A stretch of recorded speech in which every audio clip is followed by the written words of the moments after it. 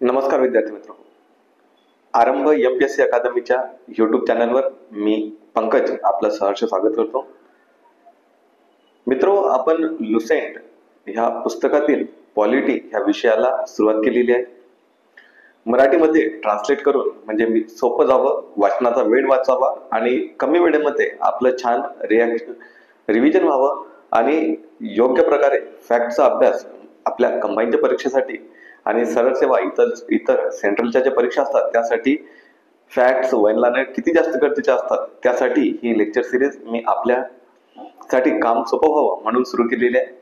कालपर्यंत आपण पॉलिटीचे लुसेंट पुस्तकातील 9 प्रकरणं पाहिली होती, ज्यामध्ये आपण काल नागरिकत्व समाप्त केलं होतं. आज आपण 10वं प्रकरण मूलभूत हक्क किंवा मूलभूत अधिकार बघणार आहोत. तर मित्रांनो, चला सुरुवात करू.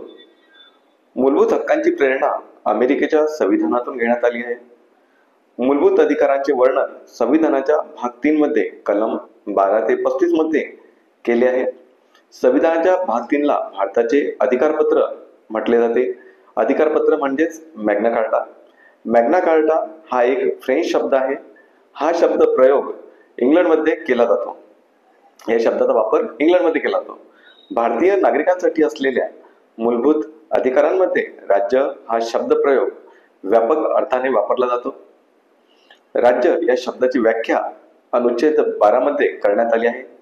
राज्य या व्याख्यामध्ये काय समाविष्ट होते तर भारत सरकार, भारताची संसद, देशातील प्रत्येक राज्य सरकार व विधानमंडळ, त्याचबरोबर भारताच्या राज्यक्षेत्रात येणारे सर्व स्थानिक व अन्य प्राधिकरण. बघा, कलम 12 मध्ये राज्य या शब्दाची व्याख्या दिलेली आहे. तर कदाचित आपल्याला पेपरमध्ये येऊ शकते की राज्य या व्याख्येमध्ये कलम 12 अंतर्गत काय काय समाविष्ट आहे. तर बघा, भारत सरकार, भारताची संसद, प्रत्येक राज्याचं सरकार व विधानमंडळ, त्याचप्रमाणे 4 नंबर आहे भारताच्या राज्यक्षेत्रात येणारे सर्व स्थानिक व अन्य प्राधिकरण. 1 भारत सरकार, 2 भारताची संसद, 3 प्रत्येक राज्य सरकार व विधानमंडळ आणि 4 भारताच्या राज्यक्षेत्रात येणारे सर्व स्थानिक व अन्य प्राधिकरण. अनुच्छेद 13 यानुसार राज्य असा कोणताही कायदा करणार नाही की ज्यामुळे भारताच्या संविधानातील मूलभूत हक्कांचे उल्लंघन होईल.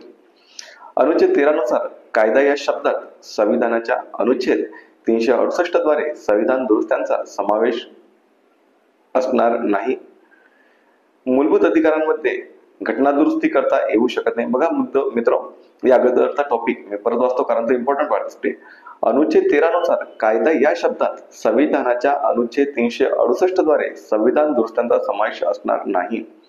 म्हणजे कलम 13 मध्ये असं सांगितलेलं आहे की असा कोणताही कायदा जो आधी तयार असेल किंवा नंतर बनवला जाईल ज्यामुळे भारताच्या संविधानातील मूलभूत हक्कांचे उल्लंघन होईल, असा कोणताही कायदा भारतीय संसद करणार नाही किंवा आधी असेल तर तोही रद्द केला जाईल. किंवा त्यासंबंधी खूप डिटेल माहिती आहे की लॉ ऑफ इक्लिप्स वगैरे असे 3 पृथक्करण वगैरे, ते आपण आता नाही, आपण आपले जे पूर्ण लेक्चर सिरीज असणार आहे व्हिडिओची त्यामध्ये बघणार आहोत. तर या ठिकाणी बघा, अनुच्छेद 13 मध्ये असं सांगितलेलं आहे की 368 नुसार जी घटना दुरुस्ती होईल त्याचा समावेश कलम 13 अंतर्गत होणार नाही. कलम 368 नुसार घटना दुरुस्ती ही कलम 13 अंतर्गत त्याचा समावेश केला जाणार नाही. मूलभूत अधिकारांमध्ये घटना दुरुस्ती करता येऊ शकते. राष्ट्रीय आणीबाणीच्या वेळी 352 जीवित व व्यक्तिगत स्वातंत्र्य सोडून उर्वरित मूलभूत अधिकारांवर स्थगिती आणता येईल. म्हणजे बघा, कलम 352 अंतर्गत जे सांगितलेलं आहे की राष्ट्रीय आणीबाणीची त्यामध्ये तरतूद आहे, त्यामध्ये असं सांगितलेलं आहे की जीवित व व्यक्तिगत स्वातंत्र्य सोडून इतर उर्वरित मूलभूत अधिकारांवर स्थगिती आणता येते. म्हणजे जीवित व व्यक्तिगत जे स्वातंत्र्य आहे आपलं, कलम 21 अंतर्गत त्याच्यावर कधीही गदा आणता येणार नाही. हे कलम 352 मध्ये समाविष्ट आहे. मूलभूत हक्क हे अनिर्बंध नाहीत, म्हणजे ज्याचा कसाही वापर व्हावा अशा प्रकारचे आपले मूलभूत हक्क नाहीत. यांचे उल्लंघन झाल्यास न्यायालयात दाद मागता येते. मूलभूत अधिकारवर लावलेले निर्बंध न्याय्य आहेत की नाही हे ठरवण्याचा अधिकार न्यायालयास असतो. मूलभूत हक्कांच्या सुरक्षेसाठी व्यक्ती उच्च न्यायालय कलम 226 व सर्वोच्च न्यायालय कलम 32 या अंतर्गत दाद मागू शकतो. पीडित व्यक्ती सर्वोच्च न्यायालयात अपील करू शकतो. विरोधात सुप्रीम कोर्टात अपील करता येते हे आवश्यक नाही.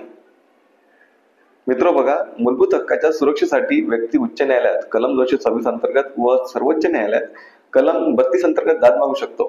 पीडित व्यक्ती सर्वोच्च न्यायालयात अपील करू शकते.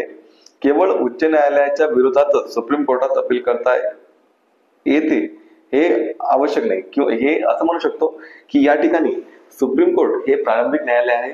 जर हायकोर्टमध्ये न जाता सरळ मूलभूत हक्कांच्या उल्लंघनासंबंधी सर्वोच्च न्यायालयात सुद्धा गेले तरीही ते गैर नाही, कारण ते प्रारंभिक अधिकार क्षेत्र आहे.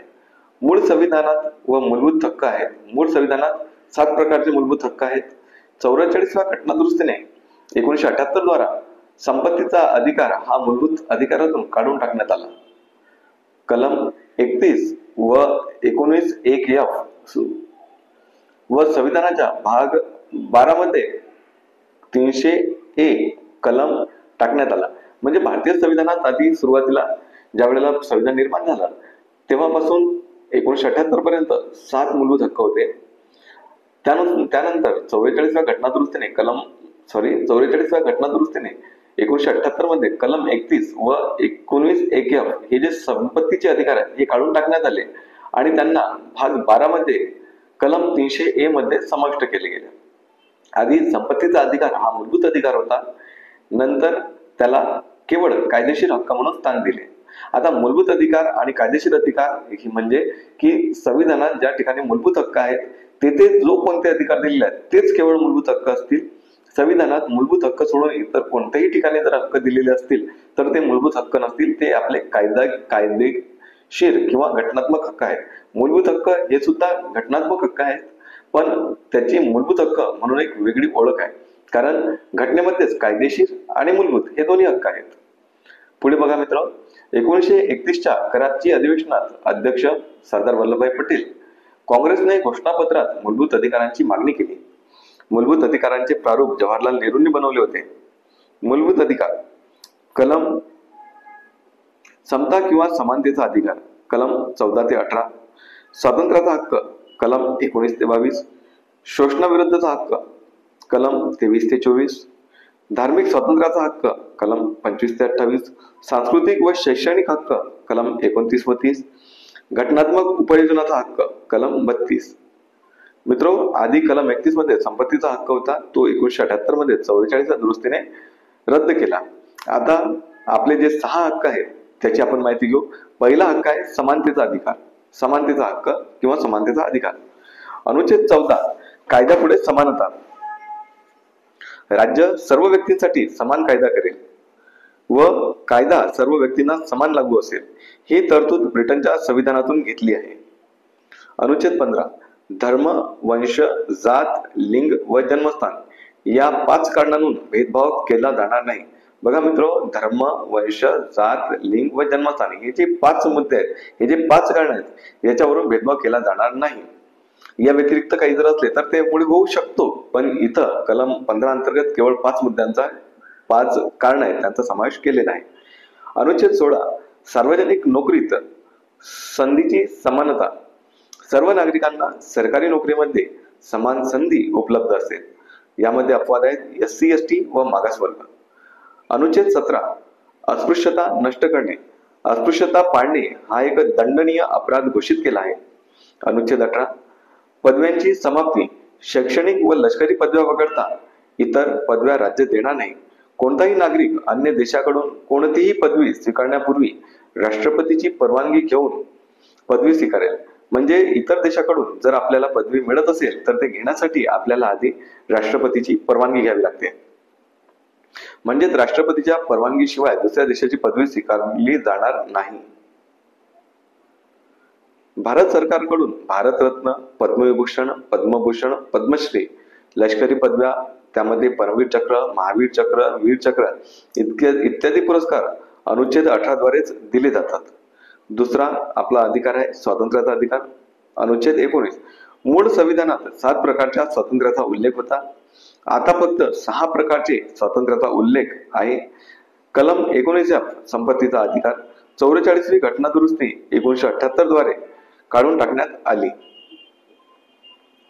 6 प्रकारच्या स्वातंत्र्याचा अधिकार पुढील प्रमाणे अनुच्छेद 19 ए भाषण व अभिव्यक्ती स्वातंत्र्य, बी शांततेने व निशस्त्र एकत्र जमण्याचा हक्क, सी संस्था किंवा संघटना किंवा सहकारी संस्था स्थापन करण्याचा हक्क, डी मुक्तपणे संचार करण्याचे स्वातंत्र्य ते पण देशातल्या देशात, ई देशाच्या कोणत्याही भागात राहण्याचा व स्थायिक होण्याचा हक्क, जी कोणताही धंदा व्यापार व व्यवसाय करण्याचे स्वातंत्र्य असेल. नोट, वृत्तपत्र स्वातंत्र्य हे कलम 19 ए मध्ये अभिप्रेत आहे. अनुच्छेद 20 अपराधाबद्दल दोषी ठरवण्यासंदर्भात संरक्षण. यामध्ये 3 प्रकारच्या स्वातंत्र्याचे वर्णन आहे. कोणत्याही व्यक्ती एकाच गुन्ह्यासाठी केवळ एकदाच शिक्षा केली जाईल. कोणताही दंड कायदा ज्या दिवशी संमत झाला असेल तो कायदा त्या अगोदर घडणाऱ्या गुन्ह्यासाठी लागू करता येणार नाही. एखाद्या गुन्ह्याबद्दल आरोपी असलेल्या व्यक्तीला स्वतःविरुद्ध साक्ष देण्याची सक्ती केली जाणार नाही. मित्रो, हे जे 3 स्वातंत्र्य आहेत, हे जे 3 या ठिकाणी आपल्याला कारण दिलेली आहेत किंवा मुद्दे दिलेले आहेत की कोणत्याही व्यक्ती एकाच गुन्ह्यासाठी परत शिक्षा त्याला दिली जाणार नाही. कोणताही दंड कायदा ज्या दिवशी संमत झाला असेल तो कायदा त्या अगोदर घडलेल्या गुन्ह्यासाठी लागू होणार नाही. म्हणजे जर गुन्हा आज घडला असेल आणि कायदा जर उद्या लागू होत असेल तर आजच्या कायद्यासाठी उद्याचा कायदा लागू होणार नाही. त्या वेळेला जो कायदा अस्तित्वात होता केवळ त्याच कायद्याने शिक्षा केली जाणार आहे. 3 एखाद्या गुन्ह्याबद्दल आरोपी असलेल्या व्यक्तीला स्वतःविरुद्ध साक्ष देण्याची सक्ती केली जाणार नाही. अनुच्छेद 21 जीवित व व्यक्तिगत स्वातंत्र्याचे संरक्षण. कोणत्याही व्यक्तीचे जीवित व व्यक्तिगत स्वातंत्र्य कायद्याने घालून दिलेल्या पद्धतीखेरीज हिरावून घेतले जाणार नाही. व्यक्तिगत स्वातंत्र्य याच कलम 31 अंतर्गत येते. कलम 21 नुसार राज्य शासनाचे हे कर्तव्य आहे की नागरिकांना स्वच्छ व आरोग्यदायी पर्यावरण उपलब्ध करून देणे. यासाठी भारत सरकारने राष्ट्रीय हरित न्यायाधिकरण अधिनियम 2010 पारित केला. ऑक्टोबर 2010 मध्ये राष्ट्रीय हरित न्यायाधिकरणाची स्थापना करण्यात आली. याचे मुख्यालय नवी दिल्लीला आहे व 4 अन्य पीठे भोपाळ, पुणे, कोलकाता व चेन्नई या ठिकाणी आहेत. हे राष्ट्रीय हरित न्यायाधिकरण देशाच्या पर्यावरण संबंधित मुद्द्यांसाठी जबाबदार आहे. मित्र बघा, या ठिकाणी पुस्तका व्यतिरिक्त इन्फॉर्मेशन आहे की NGT म्हणजे नॅशनल ग्रीन ट्रिब्युनल राष्ट्रीय हरित न्यायाधिकरण स्थापन करणारा भारत हा ऑस्ट्रेलिया, न्यूझीलंड नंतर 3रा देश आहे. त्यानंतर पुढील बघा, अनुच्छेद 21 राज्याने 6 ते 14 वर्ष वयोगटातील मुलांना मोफत व सक्तीचे शिक्षण देणे अनिवार्य आहे. हे 86वी घटना दुरुस्ती 2002 नुसार समाविष्ट केलाय.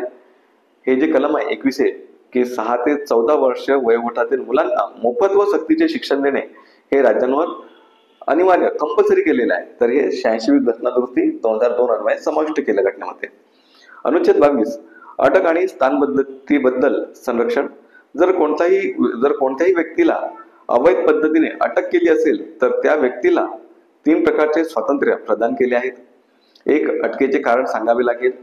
2 24 तासाच्या आत सर्वात जवळच्या न्यायाधीशापुढे हजर करावे लागेल. यामध्ये येण्या जाण्याचा जो कालावधी आहे तो वगळला जातो. 3 हव्या असलेल्या वकिलाचा सल्ला घेऊ शकतो.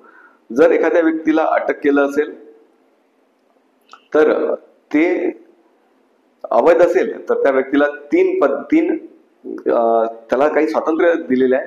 त्यानुसार त्याला अटक का केली ह्याचं कारण सांगावं लागेल. म्हणजे ज्या अधिकाऱ्यांनी, ज्या ऑथॉरिटीने म्हणजे पोलिसांनी त्याला जर अटक केली असेल तर अटकेचं कारण त्या व्यक्तीला सांगावं लागेल. त्या व्यक्तीला 24 तासाच्या आत एखाद्या न्यायाधीशासमोर हजर करावं लागेल. पण 24 तासाच्या आत हजर करण्यामध्ये प्रवासाचा जो कालावधी आहे त्याचा यामध्ये समावेश होत नाही आणि त्याला आवश्यक वाटलेल्या हव्या असलेल्या वकिलाचा तो सल्ला घेऊ शकतो. आता बघा, प्रतिबंधात्मक स्थानबद्धता. आता या ठिकाणी 2 गोष्टी आहेत. अटक कलम 22 मध्ये अटक आणि स्थानबद्धता. अटक म्हणजे गुन्हा केल्यानंतर अटक करणे. स्थानबद्धता म्हणजे की तो गुन्हा घडू नये यासाठी एखाद्या व्यक्तीला स्थानबद्ध करणे, तेथून बाहेर काढणे. या पद्धतीचा ह्याचा आपण असा अर्थ घेऊ शकतो. आता बघा, प्रतिबंधात्मक स्थानबद्धता याच्या संदर्भात पुस्तकामध्ये काय दिलेलं आहे. भारतीय संविधानाच्या अनुच्छेद 22च्या 3, 4, 5 व 6 मध्ये या उपकलमांमध्ये याचा उल्लेख आहे. या कायद्याने व्यक्तीला अपराध करण्यापूर्वीच अटक केली जाते.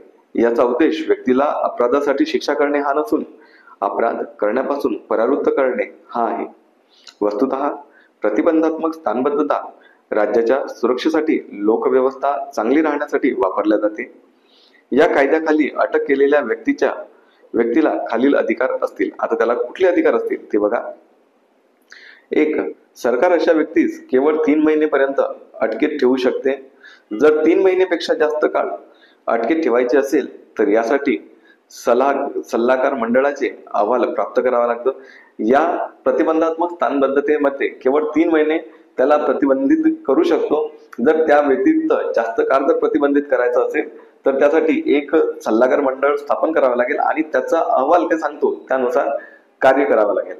2. अशा व्यक्तीला अटकेचे कारण लवकरात लवकर सांगायला पाहिजे, परंतु नागरिकांच्या किंवा राज्याच्या हितासाठी अशा माहिती लपवल्या जाऊ शकतात. 3. अशा व्यक्तीस लवकरात लवकर न्यायालयात आपली बाजू मांडण्याची संधी दिल्या गेली पाहिजे. प्रतिबंधात्मक स्थानबद्धते संबंधित बनविलेले अधिनियम. आता भारतामध्ये प्रतिबंधक स्थानबद्धता याच्या संबंधी काही कायदे बनवले गेले, त्या संबंधी आपण बघू. प्रतिबंधात्मक स्थानबद्धता अधिनियम 1950. 26 जानेवारी 1950 ला पहिला प्रतिबंधक स्थानबद्धता अधिनियम पारित केला. बघा, 26 जानेवारी 1950 ला. याचा उद्देश राष्ट्रविरोधी कृत्यांपासून भारताची सुरक्षा करणे. हा अधिनियम 1 एप्रिल 1951 पर्यंत चालू होता, परंतु याचा कालावधी वेळोवेळी वाढवण्यात आला. त्यानंतर 31 ऑक्टोबर 1971 ला हा अधिनियम समाप्त केला.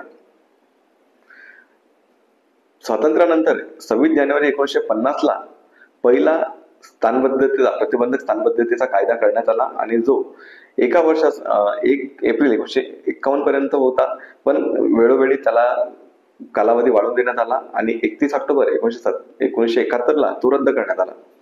दुसरा कायदा आहे अंतर्गत सुरक्षा व्यवस्था अधिनियम 1971. याला म्हणतात मिसा. 44व्या घटना दुरुस्तीने 1979 मध्ये हा अधिनियम समाप्त केला गेला. बघा मित्रो, मिसा कायदा 1971 ला आणला आणि 1979 ला तो रद्द केला. विदेशी मुद्रा संरक्षण व तस्करी विरोधी कायदा 1974. यानुसार तस्करांचा नजरबंदीचा कालावधी 1 वर्ष होता, जो 13 जुलै 1984 ला अध्यादेशाद्वारे 2 वर्ष करण्यात आला आहे. 4. राष्ट्रीय सुरक्षा कायदा 1980. जम्मू काश्मीर सोडून संपूर्ण भारतासाठी राष्ट्रीय सुरक्षा कायदा 1980 लागू आहे. 5. दहशतवादी आणि विघातक कारवाया प्रतिबंधक कायदा 1985. याला टाडा म्हणतात. टाडा प्रतिबंधात्मक स्थानबद्धतेसाठी बनवलेल्या कायद्यांमध्ये हा कायदा सर्वाधिक प्रभावी व कठोर होता. टाडा हा 1985 चा जो कायदा होता, हा सर्वात कठोर आणि सर्वात प्रभावी कायदा ठरला, जो प्रतिबंधक स्थानबद्धते संबंधी कायदे होते त्या संदर्भात. 23 मे 1995 ला हा कायदा समाप्त करण्यात आला. त्यानंतर प्रिव्हेन्शन ऑफ टेररिझम ऑर्डिनन्स 2001, ज्याला पोटो कायदा म्हणतात. 25 ऑक्टोबर 2001 ला पोटो हा टाडाचेच एक रूप आहे. या अंतर्गत बघा, हा जो पोटो कायदा आहे 25 ऑक्टोबर 2001 ला आणण्यात आला आणि टाडाचाच तो एक रूप आहे. म्हणजे आपल्याला माहित आहे की जो टाडा आहे तो 23 मे 1995 ला समाप्त करण्यात आला. त्यानंतर 2001 ला सरकारने पोटो कायदा आणला. या अंतर्गत एकूण 23 आतंकवादी गटांना प्रतिबंधित केले गेले. आतंकवादी व त्यांच्या संबंधित माहिती लपवणाऱ्यांना शिक्षेची तरतूद करण्यात आली. पोलीस संशयाच्या आधारावर कोणालाही अटक करू शकतील, परंतु विना आरोप पत्राच्या 3 महिन्यापेक्षा जास्त काळ कोठडीत ठेवू शकत नाहीत. या अंतर्गत अटकेतील व्यक्ती हायकोर्ट व सुप्रीम कोर्ट मध्ये अपील करू शकतो. ही अपील सुद्धा अटकेनंतर 3 महिन्यांनी करता येते. 28 मार्च 2002 चा अधिनियम बनला. त्यानंतर पोटोचे रूपांतर पोटामध्ये झाले. याला प्रिव्हेन्शन ऑफ टेररिझम ऍक्ट, जो 21 सप्टेंबर 2004 ला अध्यादेशाद्वारे समाप्त केला गेला. शोषणाविरुद्ध अधिकार. आता आपण स्वातंत्र्याचे अधिकार बघितले, आता आपण बघणार आहोत शोषणाविरुद्ध अधिकार. अनुच्छेद 23. माणसांचा अपव्यापार व वेठबिगारी यास मनाई करण्यात आली. याद्वारे कोणत्याही व्यक्तीची खरेदी विक्री, वेठबिगार, सक्तीची मजुरी यांना प्रतिबंध केला आहे. याचे उल्लंघन कायद्याने दंडनीय अपराध असेल. गरज पडल्यास सार्वजनिक कार्यासाठी कोणत्याही प्रकारची सक्तीची सेवा नागरिकांवर लादण्याचा हक्क आहे।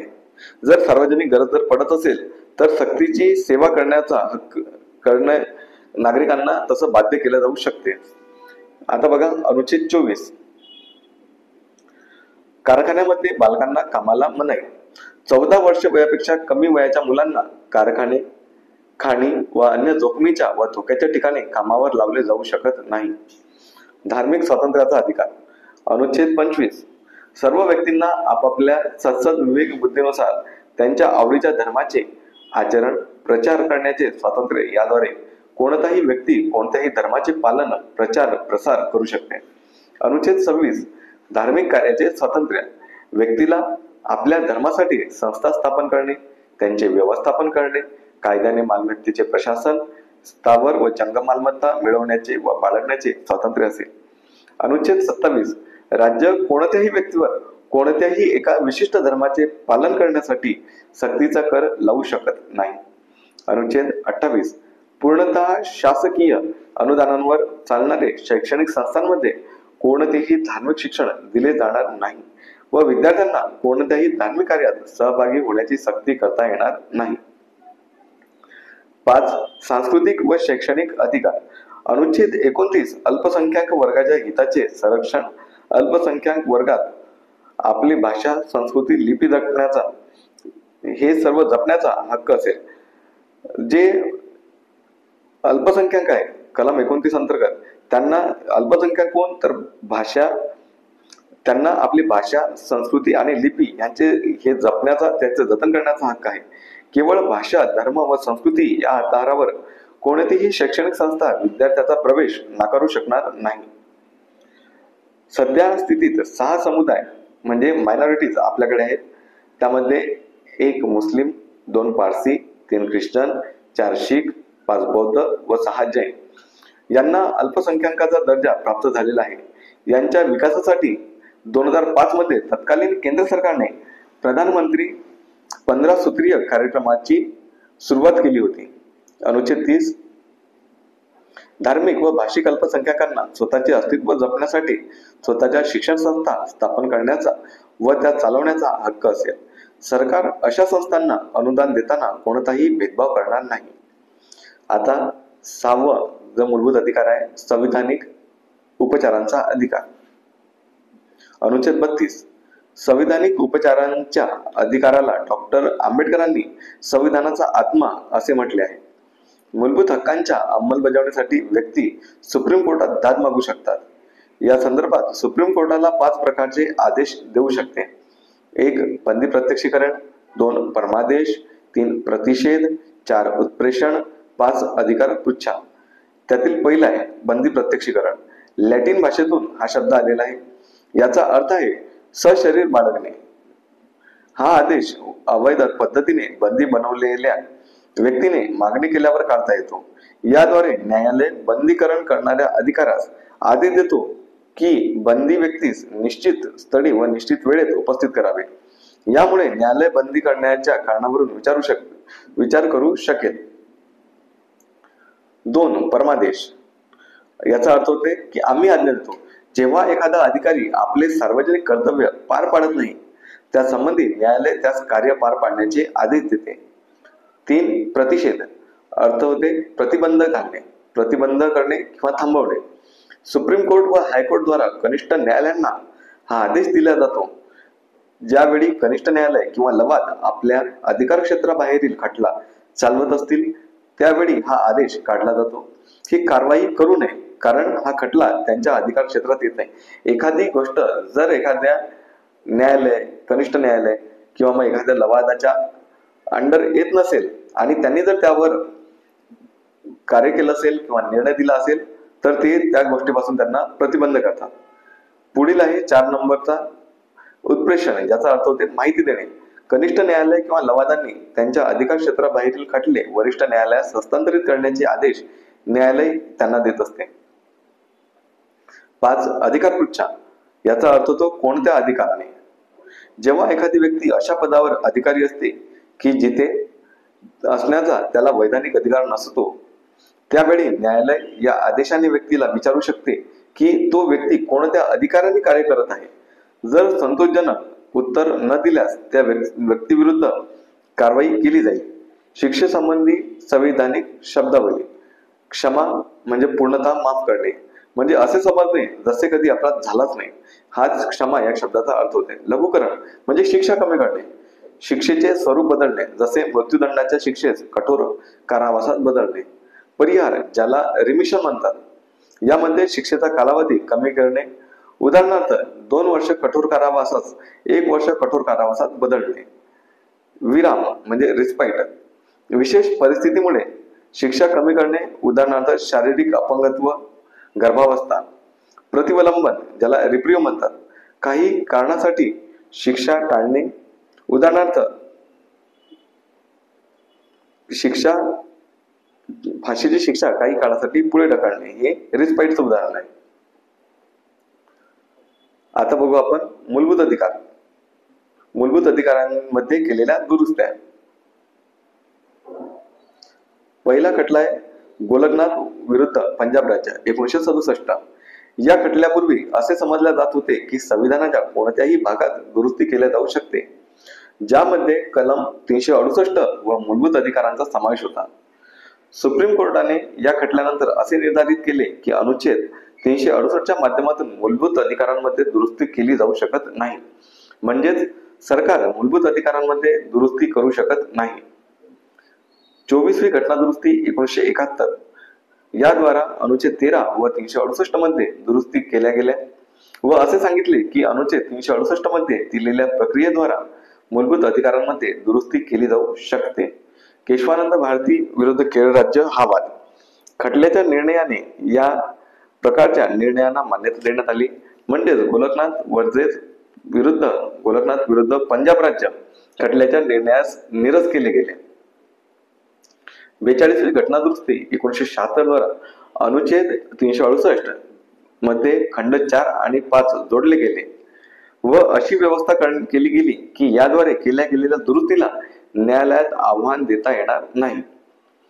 मिनोरा मिल्स विरुद्ध भारत सरकार 1980चा खटला आहे. याद्वारे निर्णय दिला गेला की संविधानाच्या आधारभूत लक्षणांची म्हणजेच मूलभूत चौकटी सुरक्षा करण्याचा अधिकार न्यायालयास आहे आणि न्यायालय या आधारावर कोणत्याही घटना दुरुस्तीचे पुनरावलोकन करू शकते. याद्वारे 42व्या घटना दुरुस्तीने केलेली व्यवस्था समाप्त करण्यात आली. केवळ भारतीयांनाच उपलब्ध असलेले मूलभूत हक्क जे विदेशी नागरिकांना उपलब्ध नाहीत. केवळ भारतीय लोकांना आपल्या संविधानानुसार काही हक्क केवळ भारतीयांना लागू आहेत, ते परदेशी नागरिकांना प्राप्त नाहीत. त्यामध्ये बघा, अनुच्छेद 15 धर्म, वंश, जात, लिंग व जन्मस्थान या आधारावर भेदभाव केला जाणार नाही. अनुच्छेद 16 सार्वजनिक सेवेत समान संधी. अनुच्छेद 19 विचार, अभिव्यक्ती, शांततापूर्ण एकत्र येणे, निवासाचे स्वातंत्र्य. अनुच्छेद 29 सांस्कृतिक व शैक्षणिक अधिकार हे अल्पसंख्याकांचे अधिकार आहेत. अनुच्छेद 30 अल्पसंख्याकांना शैक्षणिक संस्था स्थापण्याचा, त्याचे प्रशासन करण्याचा अधिकार आहे. नागरिकांबरोबर विदेशी लोकांना प्राप्त मूलभूत अधिकार. शत्रू देश सोडून. अनुच्छेद 14 भारतीय प्रदेशात कोणत्याही व्यक्तीस कायदेविषयक समानता व कायद्याचे समान संरक्षण प्राप्त असेल. अनुच्छेद 21 जीवित व व्यक्तिगत स्वातंत्र्याचा हक्क. अनुच्छेद 20 अपराधांच्या दोषसिद्धी संबंधित संरक्षण. अनुच्छेद 21 प्राथमिक शिक्षणाचा हक्क.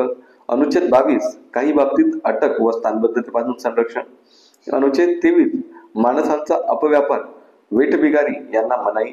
अनुच्छेद 24 कारखान्यात बालकामगारास मनाई.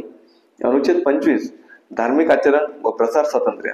अनुच्छेद 26 धार्मिक संस्था स्थापनेचे स्वातंत्र्य. अनुच्छेद 27 विशिष्ट धर्माच्या पालनासाठी सक्तीचा कर लावू शकत नाही. राज्य विशिष्ट धर्माच्या पालनासाठी सक्तीचा कर लावू शकत नाही. अनुच्छेद 28 शैक्षणिक संस्थांमधून धार्मिक शिक्षण देण्यासंबंधित काही नियम. आता मित्रो, या ठिकाणी आजच्या टॉपिक मध्ये आपण मूलभूत हक्क पूर्ण लुसेंट मध्ये जे काही दिलेलं आहे ते सर्व संपवलेलं आहे. आता पुढचा जो टॉपिक आहे राज्य धोरणाची मार्गदर्शक तत्वे, हा आपण उद्याच्या ऑर्डर मध्ये बघू. तोपर्यंत धन्यवाद मित्र. आरंभ करिअर अकादमी हे जे युट्यूब चॅनल आहे आपलं, याला आपण सबस्क्राईब करावं आणि त्याचप्रमाणे आरंभ MPSC अकादमी ह्याच नावाने आपलं टेलिग्राम चॅनल आहे, तिथं सुद्धा आपण जॉईन व्हावं. हा ऑडिओ मी या ठिकाणी थांबवतो. आपली लुसेंट पुस्तकातील पॉलिटिक्सची जी सिरीज आहे ती कंटिन्यू सुरू राहील आणि इतर विषयाचे ज्याही सिरीज असणार आहे त्या ह्या नंतर येतील. तोपर्यंत मित्रो, आजच्या दिवसात मी थांबतो. धन्यवाद.